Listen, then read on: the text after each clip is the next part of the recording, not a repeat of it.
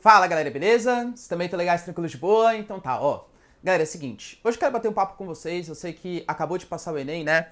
O Enem talvez a prova mais esperada por todos, por sempre ter dado um acesso muito facilitado, principalmente a galera de classe mais baixa, a faculdades federais, públicas, ser uma forma de você conseguir mudar a sua vida, mudar a vida da sua família, ter novas perspectivas. E eu sinto assim que o Enem desse ano, ele deixou bastante a desejar nesse ponto de vista. Então eu quero trazer para vocês o que eu penso do Enem, o qual foi o resultado desse Enem, se ele foi mais fácil, se ele foi mais difícil, e também trazer quais são os próximos passos que você, que dependia muito do Enem para conseguir uma vaga numa faculdade, mudar a sua realidade, o que você pode fazer a partir de agora. Se você quer saber isso e muito mais sobre geografia, geopolítica, atualidades, notícias, enfim, tudo para se manter sempre bem atualizado, já se inscreve no canal, deixa seu like e compartilha esse vídeo, que eu, Ricardo, conto muito com a ajuda de vocês, belezinha? Então tá. Bom, galera, é o seguinte, ó, eu, professor de Geografia, né, professor de Geografia e Atualidades, semana passada fiz um vídeo para vocês falando o que eu achei da prova de Geografia e da prova de Humanidades de maneira geral. Ela foi uma prova muito menos crítica do que nos anos anteriores. Geralmente o Enem ele tem essa importância por ser 5 milhões de pessoas que fazem a prova, de trazer debates legais, né, para a sociedade sobre dialetos específicos, trazer um debate sobre inclusão social, minorias que existem no Brasil. E esse Enem não trouxe esse tipo de debate. Ele foi um Enem muito menos, assim, digamos, crítico, muito menos pensante, muito mais conteudista. Se na prova de humanas a gente tinha algumas questões que eram meramente interpretativas, em história, por exemplo, era raramente cair alguma questão específica de história, e quando caía, era uma questão muito específica mesmo, por exemplo, perguntando sobre, sei lá, o que aconteceu na Inglaterra no século XVI, então assim, muito específico mesmo a questão. Grande parte das questões eram misturadas com sociologia, filosofia, então faltou um caráter, uma prova melhor para o aluno fazer, digamos assim. Foi uma prova que ela privilegiou de verdade quem tinha um vocabulário muito elevado, geralmente associado a quem tem bom acesso à educação, quem consegue pagar pelas melhores escolas, e foi uma que não prezou pela ciência, nem geográfica, nem histórica, etc., e muito menos deixou o aluno que tivesse bom raciocínio e melhor na questão. O que eu percebi, galera, é que era uma prova de treinamento, você tinha que ter assim, uma capacidade física e intelectual muito forte, ter feito vários simulados para conseguir aguentar aquela prova massiva, aquela prova cansativa, e uma prova também que exigia um bom vocabulário. Eu achei que talvez isso pudesse mudar na prova que a gente teve ontem, né? Eu sou professor de geografia, mas eu não sei se vocês sabem, até já cursei em engenharia elétrica, né? Enfim, eu gosto bastante de exatas. Então sempre dou uma olhadinha nas provas de exatas para ver, né? Biologia, confesso que não é meu forte, tá? Então vou até pular um pouco esse palpite de biologia. Mas matemática, física, química são áreas que eu acho bem interessantes, áreas que eu gosto bastante. Galera, de verdade, aumentou o grau de dificuldade, com toda certeza. Física, química, por exemplo, galera, você raramente conseguia resolver por regra de 3, por interpretação. Ficou muito mais uma cara de uma FUVEST, de uma Unicamp, de uma UFRJ. Provas, em geral, muito mais conteudistas. Mas de verdade, galera, eu até entendo, não concordo, tá? Mas até entendo que esses vestibulares, eles cobrem um conteudismo muito maior, porque essas faculdades estaduais, infelizmente, menos a UFRJ, claro, né? Elas pensam de maneira menos assim, social, digamos. O que eles querem são pessoas que entrem lá com uma preparação maior, não pessoas que tenham um potencial maior. Da maneira como eles fazem, uma pessoa que entre com uma preparação maior no sentido de ter acesso às melhores escolas, ter conhecido as fórmulas, quais são as fórmulas que participam, e não consegue medir a habilidade logístico-matemática e o potencial que aquele cara tem para conseguir ingressar numa faculdade.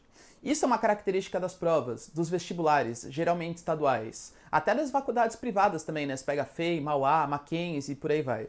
Então, eu fiquei triste nesse sentido porque eu senti que o Enem, que mudava essa cara, o Enem que democratizou muito o acesso à faculdade pública federal aqui no Brasil, as faculdades públicas federais, que em anos anteriores elas eram marcadas ainda assim pelo privilégio da classe mais alta, o Enem, desde 2009, né, da mudança que teve o Enem, ele conseguiu democratizar mais o acesso, ele conseguiu fazer com que a cor da faculdade mudasse, a cor de pele da faculdade, mais negros ingressando na faculdade, mais pobres ingressando na faculdade, até o papel social de pagar uma bolsa de estudos, uma bolsa de alimentação, e a gente estava vendo que isso foi um mecanismo, sim, de reinserção da população mais pobre na faixa de renda, né? As pessoas pobres sentiram que ela tinha o poder agora de se inserir numa faculdade melhor e ter acesso a um outro tipo de vida que seus pais, infelizmente, não tiveram, seus avós, primos, etc.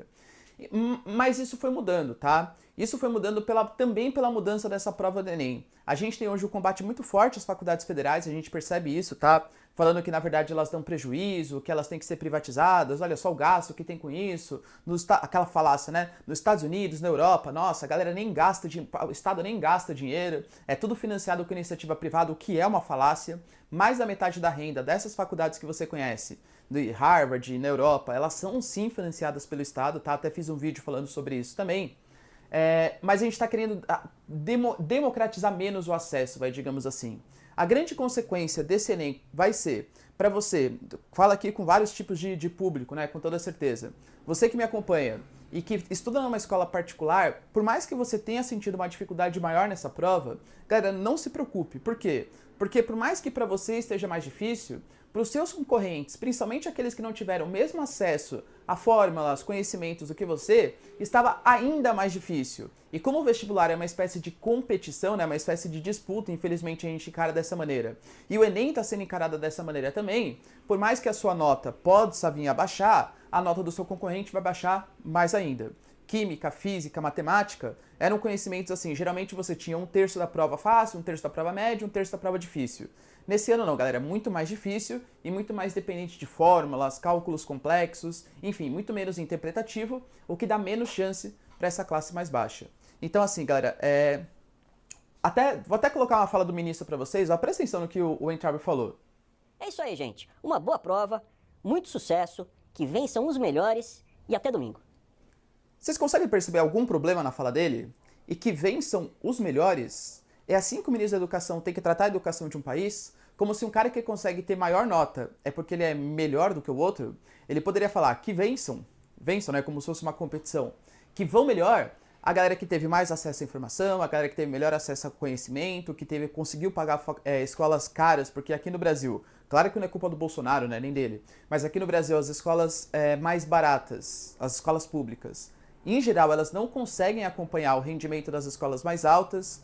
Então, galera, não é que vençam os melhores, tá? Vamos participar, vamos tentar incluir, vamos tentar mudar a realidade brasileira, porque a educação é o principal ponto para isso. Para você, aluno que se saiu mal nessa prova do Enem, não desanime, de verdade. A gente tem vários tipos de pessoas aqui, né, acompanhando o meu canal. Acredito que grande parte de vocês sejam pessoas que estudaram pelo menos um ano, ou então passaram o ensino médio, né, estudando. Se você tem condição financeira, calma, antes disso, né?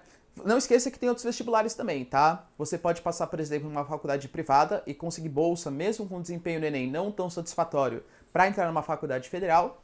E você ainda tem as várias faculdades estaduais que estão vindo por aí. Eu, como sou professor de São Paulo, né? Eu falo aqui da FUVEST, da Unicamp, da Unesp, que são faculdades de excelência e que não necessariamente tem o mesmo tipo de avaliação do que o Enem. Então pode ser que você vá bem em uma dessas provas, mesmo não tendo bem no Enem. Não é hora de desanimar, é hora de manter a garra, foco, né? Tenha fé, e fé não, não no sentido religioso, mas tenha foco, determinação. Não vai desistir agora porque você passou um ano se esforçando e nesse momento é um gás final que você precisa dar. Mesmo tendo uma leve queda aí, né, no seu desempenho, um baque que você sofreu, tenha certeza que isso pode mudar nas próximas provas. Eu mesmo, galera, quando prestei o Enem, eu não fui muito bem no Enem, mas acabei indo bem na FUVEST e acabei cursando a USP, por exemplo, percebe?